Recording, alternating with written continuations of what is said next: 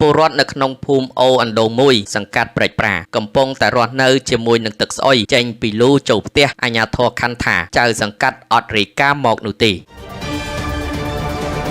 ប្រជាពលរដ្ឋប្រមាណជាង500គ្រួសាររស់នៅក្នុងភូមិអណ្ដូងមួយសង្កាត់ព្រែកប្រាខណ្ឌច្បារអំពៅរាជធានីភ្នំពេញកំពុងតែរស់នៅក្រោមក្លិនស្អុយខណៈផ្ទះសម្បែងពួកគាត់រងគ្រោះដោយចំនួនទឹកភ្លៀងហើយពិសេសជាងនេះទឹកហូរចេញពីលូលិចលង់បន្ថែមទៀតប្រជាពលរដ្ឋបាននិយាយផងដែរថាពួកគាត់រងគ្រោះដោយចំនួនទឹកភ្លៀងថែមទាំងទឹកស្អុយច្រាលចេញពីប្រព័ន្ធលូបង្កឲ្យលិចលង់ផ្ទះសម្បែងប្រមាណជា10ថ្ងៃមកហើយតែពុំឃើញមានអាជ្ញាធរចុះទៅសាកសួរសុខទុក្ខនោះទេព្រោះតំបន់នោះជាក្លិនស្អុយខ្លាំងពេកលំបាកដល់អាជ្ញាធរមិនអាចចុះសួរសុខទុក្ខតាមក្នុងផ្ទះពួកគាត់ក៏បានបន្ថែមផងដែរថាពួកគាត់រស់នៅជាមួយនឹងទឹកស្អុយយ៉ាងលំបាកហើយពួកគាត់កំពុងតែព្រួយបារម្ភដោយសារតែខ្លាចមូសខ្លាខាំបង្កឲ្យក្លាយជាជំងឺគ្រុនឈាមយ៉ាងផុយស្រួយបំផុតទាក់ទិននឹងករណីទឹកជំនន់រួមទាំងទឹកលូស្អុយនេះលោកគុយកំហៀងនាយករងរដ្ឋបាលសាលាខណ្ឌច្បារអំពៅបានប្រាប់កម្ពុជាថ្មីថារឿងនេះគឺលោកស្រីជូបស៊ីយុនចៅសង្កាត់ព្រែកប្រាពុំទាន់ធ្វើរបាយការណ៍ជូនមករដ្ឋបាលខណ្ឌបានដឹងនោះទេ